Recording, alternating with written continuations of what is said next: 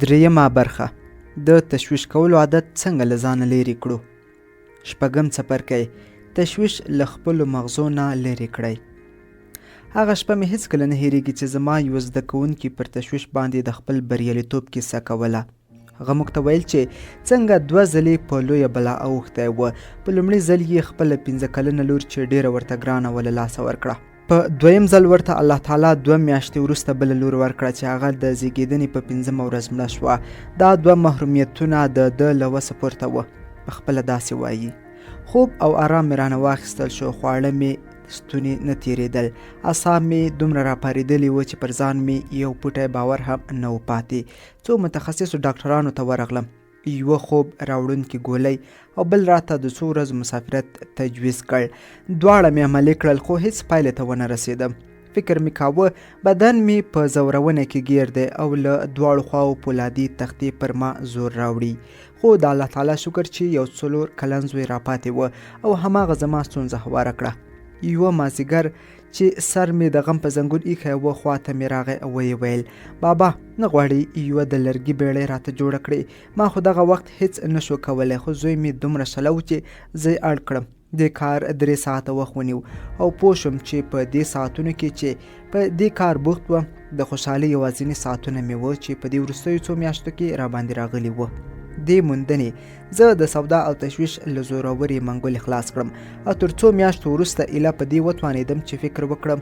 دې ته ځیر شوم چې کله انسان په داسې لار کې بوخت وي چې نقشې او فکر ته پکې اړتیا وي، ډېر کم د سوچ او تشویش لاندې راځي. په دې وخت کې هم د لرګینې بیړۍ جوړولو زما فکر بوخت کړی و او ورختایي او غم یې زما له مغزو وویست. نو ځکه مې پرېکړه وکړه ځان پر یو کار بوخت کړم. زه وړاندې له دې چې په تشویش د بریالیتوب لار وپېژنم، نږدې و خپل ژوند په بېځایه سوداګانو له لاسه ورکړم. بوختېدل او کار ته هڅول له داسې درملنې یوه لار ده چې اوس یې ارواپوهان د داسې خلکو په اړه سرته رسوي. دا کار نوی نه دی. د یونان ډاکټران تر میلاد 1500 کاله وړاندې په دې پوهېدل داسې روغتیایي مرکزونه شته چې دا ډول ناروغان پکې په کارونو لکه اوبدلو او نورو بوخت وي، او داسې نظر دی چې بوختیا او کار د داسې ناروغانو د ښه والي سبب کیږي او پارېدلې ماغزه یې اراموي. هر ارواپوه ډاکټر تاسو ته دا وایي چې فعالیت او په کار کې بوختېدل تر ټولو ښه دارو دي چې د اعصابو د ناروغیو لپاره پیژندل شوي دي. موږ زیاترو ته دا اسانه ده چې د کار او نور سره د نږدېوالي په وخت کې خوښ او خوشحال اوسو، خو د آرام استراحت پر مهال کله چې د تشویش او وارخطایي ویرونکي دیو پر موږ برید کوي او خپل بدرنګ او شډل مخ راښایي او موږ اړ باسي چې له ځانه وپوښتو په دې چاپېریال کې چیرته روان یو؟ آیا د خوشحالۍ مخ به ووینو؟ دا چې د دفتر مشر اشاره وکړه څه مطلب یې و؟ آیا زما ویښتان به هم د هغه بل ملګري په شان ورژېږي؟ کله چې موږ په کار کې بوخت نه یو، زموږ مغز د خلا په حالت کې وي او د خالي فضا حالت پیدا کوي. د ښوونځي هر زده کوونکی پوهېږي چې طبیعي قواوې غواړي خالي ځایونه ډک او تشي یا خلاوې له منځه یوسي. تاسې ته چې زه ښه مثال درکولی شم، هماغه د برېښنا د تشې لمپې فضا ده. لمپه پر ځمکه ووهئ، وبه وینئ چې ډېر ژر هوا تشو ځایونو ته په زور ورننوځي. همداسې سوداګانې هم تشو مغزو ته ورځي او هغه په اسانۍ نیولی شي. په کومه وسیله؟ معمولاً په احساساتو. ولې؟ ځکه چې د غم، خفګان، ویرې، حسد، کینې حس تل په ډیر توند وحشیانه ځواک مخ ته ځي او ځان ته دومره چټکه او جایبرانه لار خلاصوي چې آرام فکرونه او احساسات مجبور دي د هغو د فشار په وړاندې له مغزو ووځي او خپل ځای هغوی ته پرېږدي. جیمز ایل مورسل د کولمبیا د پوهنتون د روزنې د پوهې استاد په دې باره کې وایي: تشویش او سودا د کار پر وخت تاسو ته نه راځي، بلکې تر هغه وروسته راځي. پر دغه مهال ستاسو فکر په نا ارادي ډول داسې شیانو ته ځیر کېږي چې ډېر خندنۍ او رټلی دی او ستاسې مغز د یو تش موټر په شان په بیړه مخې ته ځي او د پرله پسې ټکرونو په وجه له منځه ځي. د تشویش علاج او د دې ماتېدنې مخنیوی دا دی چې مغزه پوره ډک وي. په کار نه ده چې تاسو د پوهنتون استاد اوسئ چې ورکړی شئ، په دې حقیقت پوه شئ او عملي کړئ. د جګړې په کلونو کې د یوې ښځې سره مخ شوم چې تشویش څخه یې د ځان د خلاصون کیسه راته وکړه. هغې ویل چې د پریل هارپر د پیکې په سبا یې د دې زوی جګړې ته واستاو او دا د تشویش په داسې زوروره پنجه کې ونښته چې خپله روغتیا یې له لاسه ورکړه. په بېځایه سوداګانو کې به یې تل له ځانه پوښتل زما زوی چیرته دی، آیا روغ دی، ټپي شوی دی، وژل شوی دی. کله چې مې ترې وپوښتل څنګه په تشویش بریالی شوه، ویې ویل ځان مې په کار کې بوخت کړ، په خپله د کور په کارونو کې بوخته شوم. پام مې شو چې د تشویش پیټه مې له سر نه لرې کېږي. ما دا کارونه بې له دې چې له مغزو نه امر واخلم کول او یوه ذره مې ورته فکر نه ګرځاوه. کله چې مې بستره هوارولې یا مې لوښي وینځل، لیدل مې چې اوس هم تشویش ته او داسې کار ته اړه یم چې هم مې بدن او هم مې فکر بوخت کړي. د همدې لپاره مې پر لوی پلورنځي کې د خرڅوونکي کار ځان ته پیدا کړ. دا کار مې په خوښه وه او زه یې بوخته ساتلم. اخیستونکو به رانه پوښتنې کولې او د هر جنس د بیې ډول او اندازې تپوسونه به یې کول. زه دومره بوخته وم چې یوه دقیقه مې د څه شي په اړه فکر نشو کولی. د شپې به ټوک ټوک کور ته راغلم او تر ماښامنۍ وروسته به یې بې حاله پرېوتم.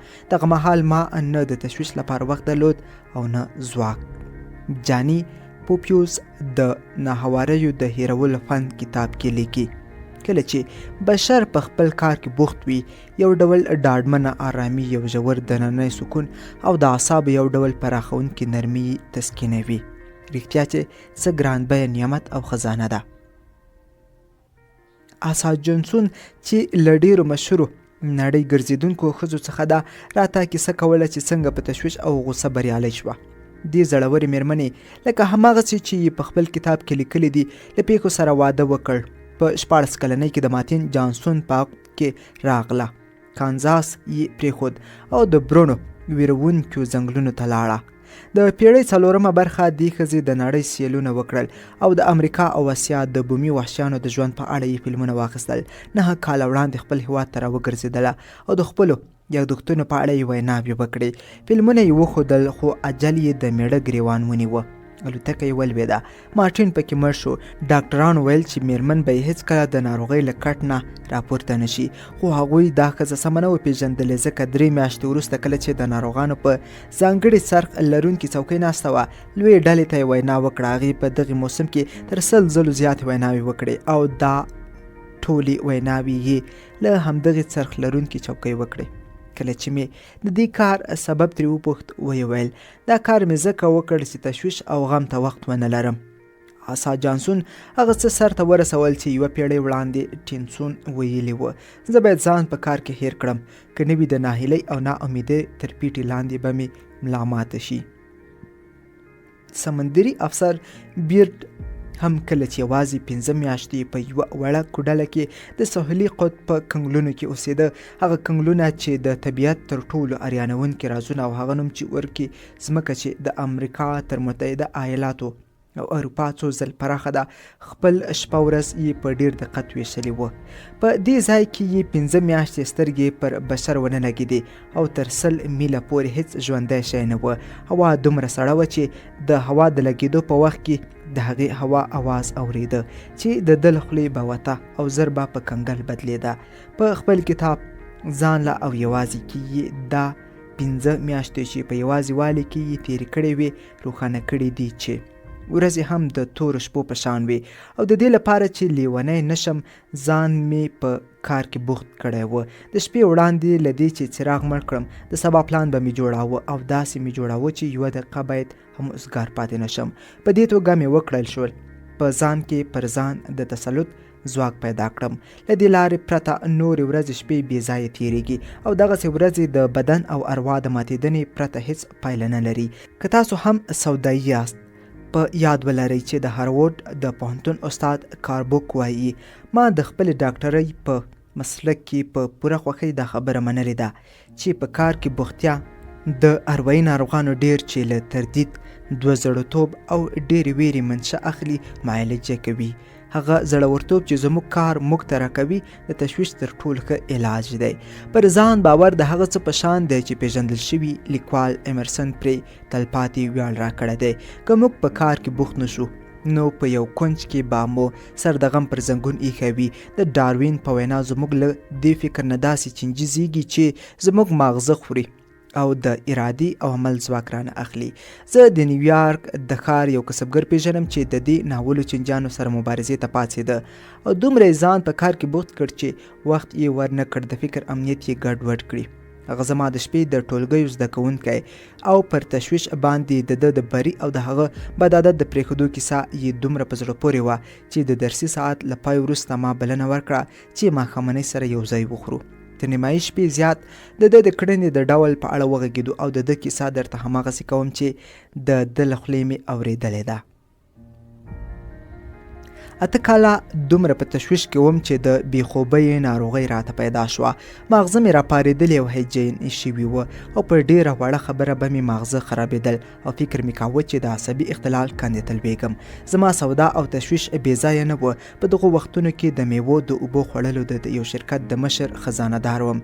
شرکت $5,000,000 د رومیانو د زوخې په جوړولو لګولې وه او په یو ګیلني د بیلیو کې یو خرڅلاو ته تیار کړی وه. موږ 20 کاله همدا شیان خرڅول خو ناڅاپه مو بازار ودرېد. نورو شرکتونو د صرفه‌جویۍ لپاره په لویو بوشکو کې د دې زوخې اخیستل پیل کړل. موږ په دې صورت کې نه یوازې $500,000 زیان کاوه بلکې $1,000,000 نور تاوان هم راته چې په موږ دې اړه تړونونه کړي وه. د خرڅلاو بازار دومره ولاړ و چې د $350,000 پرته چې له یوه بانک مو پور کړي وه نور مو هیڅ نه لرل. نو د اریانتیا ځای نه دی چې زه په داسې وخت کې په تشویش او تشویش اخته شم. زه کالیفورنیا ته د شرکت د رئیس د لیدو لپاره لاړم. هغه ته مې موضوع وویله. هغه نه منله او زموږ دفتر یې په دې کار کې ګرماوه. د څو ورځو له خبرو اترو وروسته مې هغه قانع کړ چې د څه مودې لپاره رومیان نه اخلو. په دې کار کې مو ستونزه هواره شوه او تشویش مې باید لرې شوی وای ځکه نور ورته د څه دلیل نه و پاتې. خو ما نشو کولی په اسانۍ سوداګانې له ځانه لرې کړم. نورې هم پرې ورزیاتې شوې. د هغه تدریس په اړه چې په ایټالیا کې مې اخیستی و او د هغه اناناس په اړه چې د شرکت نماینده یې باید له هایټي رالیږلی وای ما لا هم سودا کوله او بیا مې فکر کاوه چې د سقوط هماغې کندې ته لویږم. په ډېره نهیلۍ کې یوه لاره په نظر راغله چې د فکر د دې ناارامۍ ته یې خلاص کړم. تر دغه وخت مې چې د ورځې 7 ساعته کار کاوه خو د دې بې ځایه سوداګانو د لرې کولو لپاره مې پرېکړه وکړه چې د کار ساعتونه زیات کړم او د ورځې 15 ساعته کار وکړم. سهار 8 بجې دفتر ته تلم. تر نیمې شپې به هلته بوخت وم. نوي کارونه او مسؤلیتونه مې منل او د شپې چې ستړی ستومانه کور ته تلم په بستره تر څملاستو څو ثانیې نه تېرېدې چې ویده کېدم. څو میاشتې مې دا پروګرام اجرا کړ او په هغه تشویش بریالی شوم چې راته پیدا شوی و. تر هغه وروسته مې د پخوا په شان د ورځې 8 ساعته کار کاوه. له هغه وخته تر اوسه 8 کاله وشول چې بیا سودا مغزو ته نه ده راغلې. جورج برناردر شا مشهور انګریز لیکوال همدا هدف په لاندې جمله کې رالنډ کړی دی. زموږ د بدمرغۍ او بېوزلۍ سبب هغه وزګار ساعتونه دي چې د بدمرغۍ او نیکمرغۍ په باب په فکر کولو تیریږي. نو ځکه ځان بې ځایه په دې ډول فکرونو کې مه ایساروئ. لاسونه را بډ وهئ، لستوڼي جګ کړئ او په کار بوخت شئ. وینه به مو په خوځښت راشي، مغز به مو د ساعت په شان کار وکړي او ډېر زر به دا مثبت رڼا ستاسو له مغزو نه سودا او تشویش وباسي. په کار کې بوخت شئ او ځان مشغول کړئ. دا تر ټولو ارزان او اغیزمن دارو دی چې د ځمکې په کره کې اوس د سوچ او تشویش د له منځه وړلو لپاره کارول کیږي. د غم او خفګان د عادت او وارخطایي او زړه نازړتوب د ماتولو لپاره دا لارښوونه عملي کړئ. لومړی لارښود: ځان بوخت کړئ ځکه وارخطا او سودایي خلک باید ځانونه په کار کې هیر کړي که نه وي په ناهیلۍ او ناامیدۍ کې له منځه ځي.